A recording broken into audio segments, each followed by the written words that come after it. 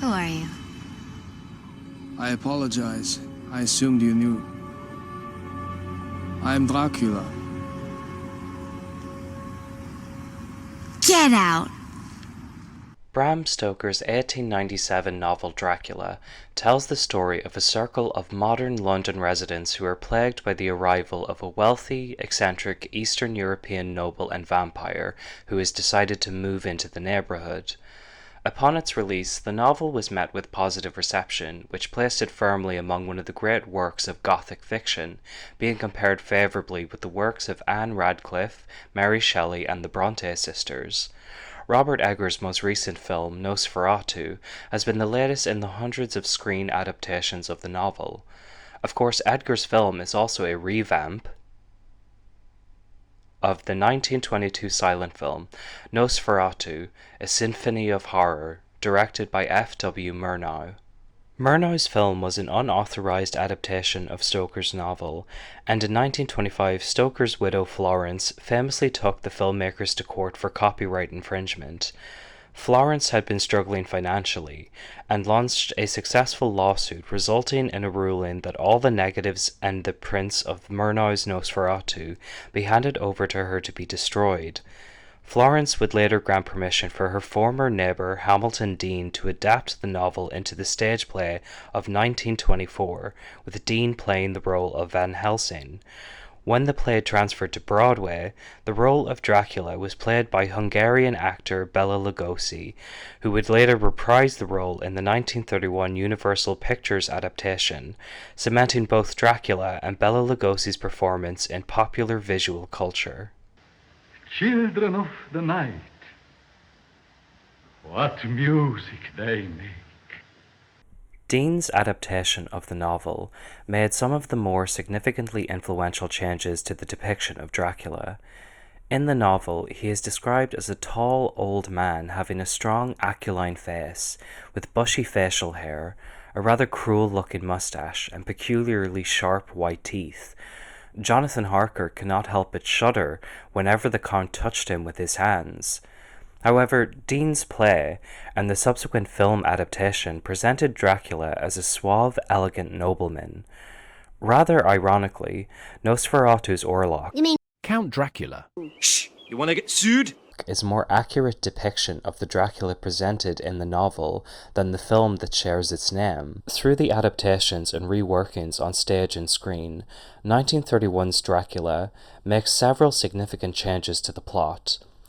Of course, whenever adapting a novel to film, it is common to make changes, as trying to convey the story of a 400-page novel into an hour-long film would necessitate such changes. Some of the major changes include Jonathan Harker not being the one who is sent to Castle Dracula, but Renfield instead being sent there.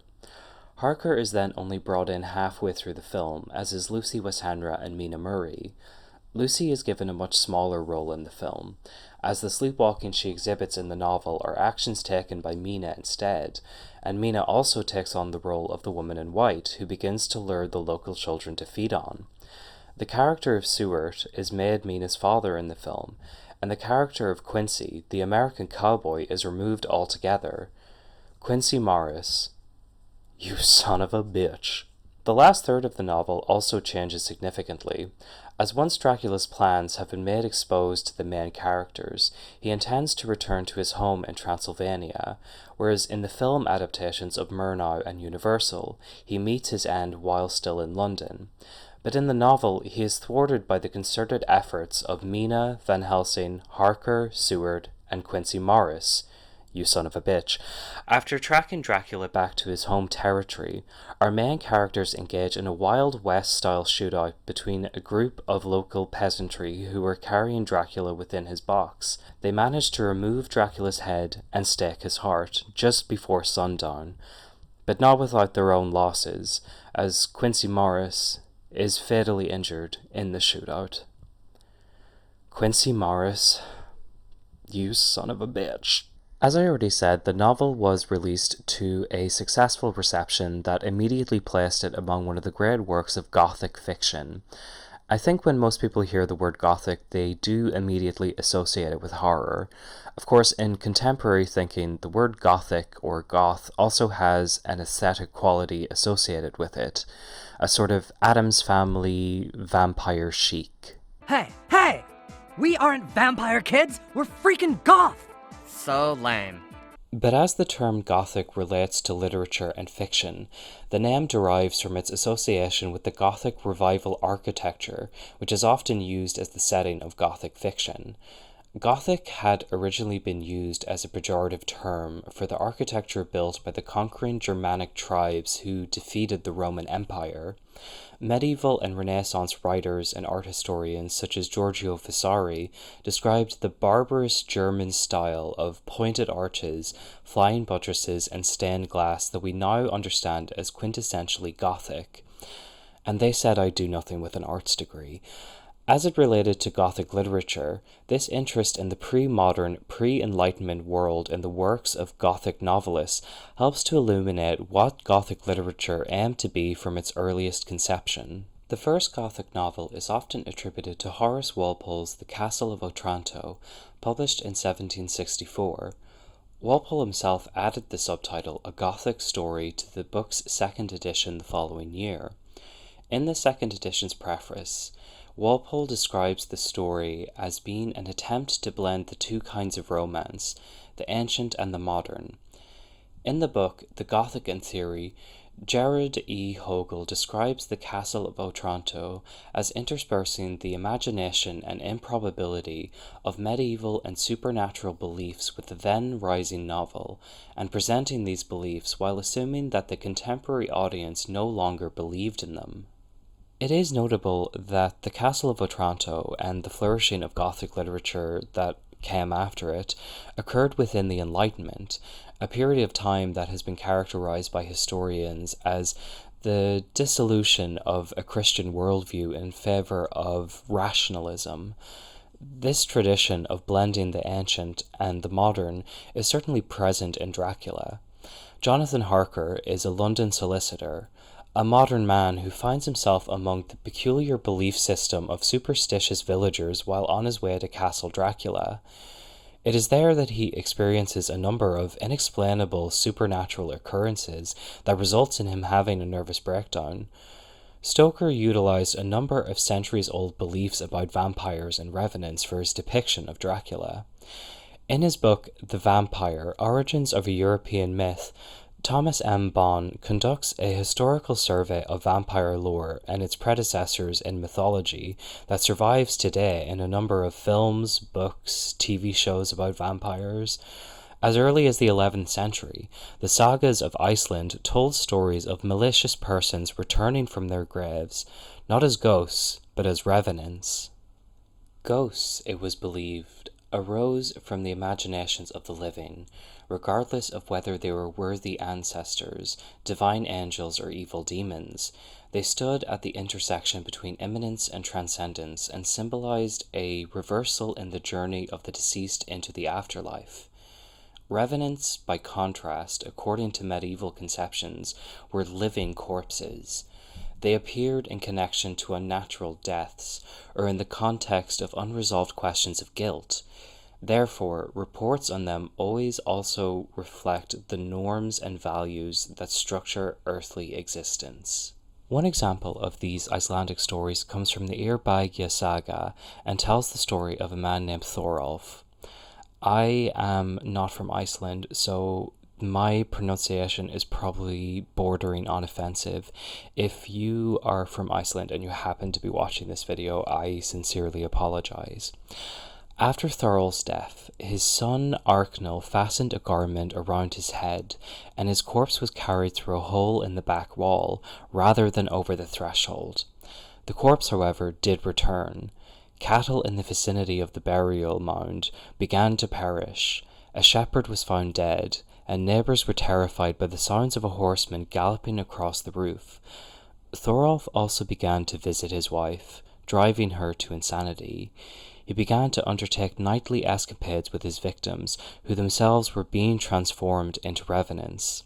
When Arknell finally had to do away with Thorolf's revenancy, he found that his corpse had not decomposed and was extraordinarily heavy. Thorolf was reinterred and sealed off from the living through the erection of a wall. His spirit was quiet until the murder of Arknell, upon which he returned, resulting in further deaths of men and cattle. His tomb was reopened, revealing a black and bloated but still intact corpse, which was pulled and burned on a pyre. This story, I believe, contains some of the very early manifestations of modern vampire lore, such as the unwillingness of Arknell to carry his father's body over the threshold, perhaps being related to the notion of not inviting vampires into your home, and the turning of the revenant's victims into revenants themselves being another common trope in the vampire stories that survive today. Come join us, Lisa. It's so cool. You get to stay up all night drinking blood. There are other aspects to this story that I believe share certain commonalities with accusations of witchcraft that would endure throughout Europe up until the end of the 16th century. If you were a medieval feudal peasant and you believed that God was the supreme being, and you prayed and you went to mass and you were devout, how would you explain your crops failing, or a disease killing your livestock, or your inability to produce children? Could it be that God is punishing you? Well, no, that's not acceptable. God wouldn't be punishing me. I'm a good Christian, and I pray every day, so it must be the work of some other malignant force. Another common aspect of vampire lore throughout the Middle Ages was that the vampire was someone who did practice witchcraft or sorcery in their lifetime, and this has prohibited them from entering heaven. Dracula himself is believed to have been a practitioner of the black arts. According to Van Helsing, he attended the Scholomance, which in Romanian folklore was an institution run by the devil, where recruits learned magics, rode dragons, and controlled the weather, as Dracula is known to produce a mist. The influence of real European folklore is to be found everywhere in Stoker's novel. As it stands in the canon of Gothic literature, Stoker adapted these medieval beliefs for contemporary audiences who were put firmly into the perspective of the novel's modern subjects. Dracula is an epistolary novel that tells its narrative through letters, diary entries, and other written sources surrounding the events of the story. Through this device, the audience reads within the first person of the subjects of modern London society. We, the readers, go with the characters as they are exposed to the horrors that befall them. This is, of course, a rather genius way for Stoker to bring the audience into the ancient romance of the folklore that, assumedly, is no longer held by the readers he was writing for. However, when considering the inspirations and influences of the novel Dracula, and its standing as a great piece of Gothic literature, I find myself asking, why? Why did Stoker write Dracula? Why did Horace Walpole write The Castle of Otranto? What was going on in the world that prompted the need for the birth of Gothic literature? As I previously stated, Gothic literature has been understood as an amalgamation of the romances of the ancient and the modern, the blending of modern society with the no longer commonly held beliefs of a Christian worldview. Christianity and Christian societies have had a very interesting, if not a troubling, history with the myth of the vampire. The concept of the vampire, a revenant who needs to sustain themselves with the blood of their victims, has been interpreted as an inversion of the sacrament of the Christian Eucharist. Instead of the blood of Christ in the Eucharist providing everlasting life with the promise of salvation, these unholy creatures steal blood from the living in order to defy the natural order of life and death. This subversion has often been at the root of anti-Semitic accusations of blood libel. In 1215, the Fourth Lateran Council, organized by Pope Innocent III 2 years previously, defined transubstantiation, the doctrine in which the symbolic bread and wine offered in the sacrament of the Eucharist actually becomes the body and blood of Christ. It was also at this time that accusations arose that Jewish people were using the blood of Christians, particularly children, in rituals of magic. It is here that the conflation of vampires with members of the Jewish communities and diasporas of Europe saw its beginning. Almost a century later, Adolf Hitler's comments would reflect this conflation. This quote was taken from Marie Mulvey Roberts' book, Dangerous Bodies, Historicizing the Gothic Corporeal, in which Mulvey Robert argues that the novel Dracula and Murnau's Nosferatu both utilized, whether intentional or unintentional, the conflation of the vampire myth with anti-Semitic tropes. The propaganda utilized by Nazi media often made this conflation abundantly clear, and of course the physical description of Dracula and the depiction of Orlok in the 1922 Nosferatu is reminiscent of anti-Semitic characterizations. Take this quote from chapter 2 of the book, when Jonathan Harker sees Dracula for the first time. His face was a strong, very strong, aquiline, with high bridge on the thin nose and peculiarly arched nostrils, with lofty domed forehead and hair growing scantily around the temples but profusely everywhere. Aquiline refers to the quality of an eagle, coming from the Latin aquila. Thanks vocabulary.com. This is a very specific adjective, and it's one that is repeated in the novel 4 times. It is also an adjective that Stoker used in his 1906 account, Personal Reminiscences of Henry Irving. Henry Irving was a stage actor and contemporary of Stoker's, often thought to have been one of the inspirations behind the creation of Count Dracula. In this passage, in describing Irving applying stage makeup for the role of Shylock in The Merchant of Venice, Stoker wrote, "Though I have seen it done 100 times, I could never really understand how the lips thickened with the red of the lower lip curling out over after the manner of the typical Hebraic countenance, how the bridge of the nose under his painting, for he used no physical building up, rose into the Jewish aquiline." Mulvey Robert does not outright claim that Stoker or Murnau were themselves anti-Semitic people, but their art did exist within the context of an anti-Semitic association between Jewish people and vampires. You may be thinking that leaning specifically into the utilization of a single adjective may not be a lot to go on. However, there are several characteristics and behaviors that both Dracula and Orlok exhibit that harbor anti-Semitic dog whistles. There is also the context in which these works were produced that could be worth considering. Murnau's film was released in 1922, just a few years after the end of the First World War, which saw a bitter defeat for the German nation. Unlike the other staples of German expressionist cinema, like The Cabinet of Dr. Caligari, Nosferatu was filmed on location throughout Germany and Slovakia. In particular, the use of Orava Castle, a Romanesque and Gothic structure, marks Nosferatu as a particularly Gothic film. Whether or not it was Murnau's intention, this Gothic utilization of the pre-modern world in his film for an audience who had just endured the devastation of a modern war must have sparked a particular response in those viewing the film. Jewish people, of course, quickly became a scapegoat for the justification of the loss of the First World War.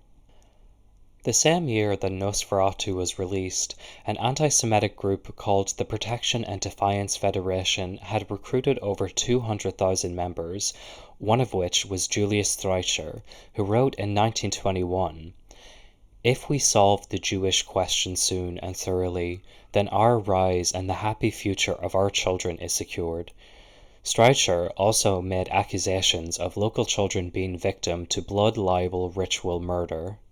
The reason that I have gone down this rabbit hole of the conflation between vampires and anti-Semitic stereotypes in relation to the Gothic literature that produced works such as Dracula is that I firmly believe that this conflation is representative of a very similar phenomena that continues into today's culture. When Stoker was writing Dracula, there had been a rising influx of Jewish immigrants arriving to England. By the early 1880s, the term anti-Semitic had gained currency in Britain. Between 1881 and 1900, the number of foreign Jews residing in England had multiplied by 600%. The upsurge related to financial market disasters in Germany during the 1870s, which set in motion a stream of anti-Jewish measures. Repressions there and elsewhere in Europe, particularly Russia, led to mass migration. Literature of the fin de siècle, such as Dracula, saw the rise of invasion narratives. Fears of miscegenation penetrated British culture, arousing anxieties over the crypto-Jews, whose assimilation into mainstream society was seen as a threat to the ideals of racial purity. These fears over racial purity, of course, resembles many of the comments made throughout the fascist circles of the Nazi Party. The concern of racial purity and the protection of a nation from infestation mirrors many of the comments from 21st century political figures such as Maloney or Sunak or, of course, Donald Trump about the invasion of the West by non-Western immigrants. It's funny how whenever the West invades the East it's not a problem, but when the reverse occurs, suddenly we're all up in arms about it. The Gothic is characterized by its amalgamation of the modern and the ancient, and I cannot help but be a little suspicious whenever we start looking backwards for inspiration about how we should conduct ourselves as a society. These anxieties over purity, whether racial purity threatened by Jewish or Middle Eastern people, or gender and sexual purity threatened by drag shows, or the ambiguity of Dracula feeding on both men and women, finds an expression in Gothic literature and cinema. As someone who loves horror, I was curious in exploring the origins of horror as a genre. One could argue that horror has its roots in the very ancient tales of Oedipus gouging out his eyes with his mother's jewelry, or Orestes being tormented by the Furies, while some argue that the genre begins with the Gothic literature of the Enlightenment era. If the Enlightenment is characterized by a rising rejection of Christian doctrine, then stories involving the supernatural take on a different quality in the Gothic tales that emerged from this period of time. While the characters of Dracula are good Christian folk, they are nonetheless perplexed by the reality of Dracula and the feats of supernatural power he exhibits. When we hear the term Gothic, we can't help but associate it with horror, and this is of course due to the impact that novels like Dracula and its numerous adaptations have had on the popular collective conscious.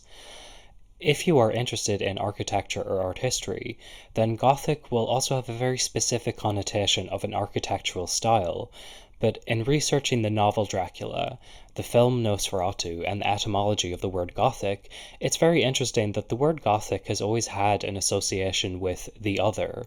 For the medieval and Renaissance art critics, the term was used as a pejorative.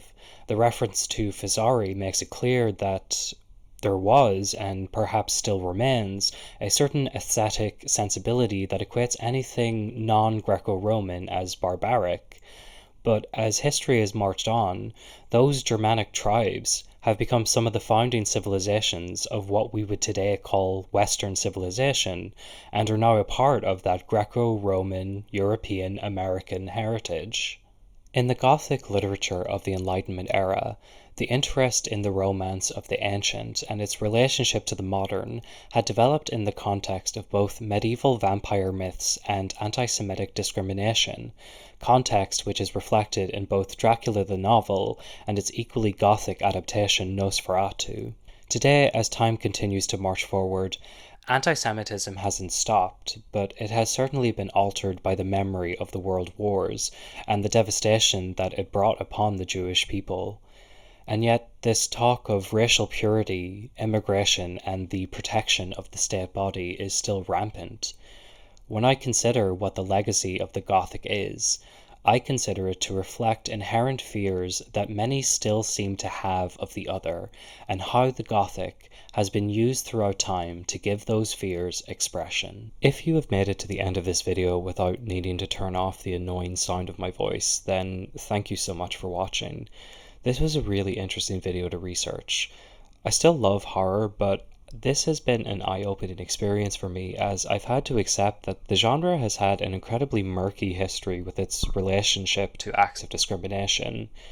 If you found anything in this video that was interesting or thought-provoking, please let me know in the comments below, and please maybe consider subscribing. And if you thought that this was a load of total shite, well then you can let me have it in the comment section below as well. No such thing as bad publicity, I guess.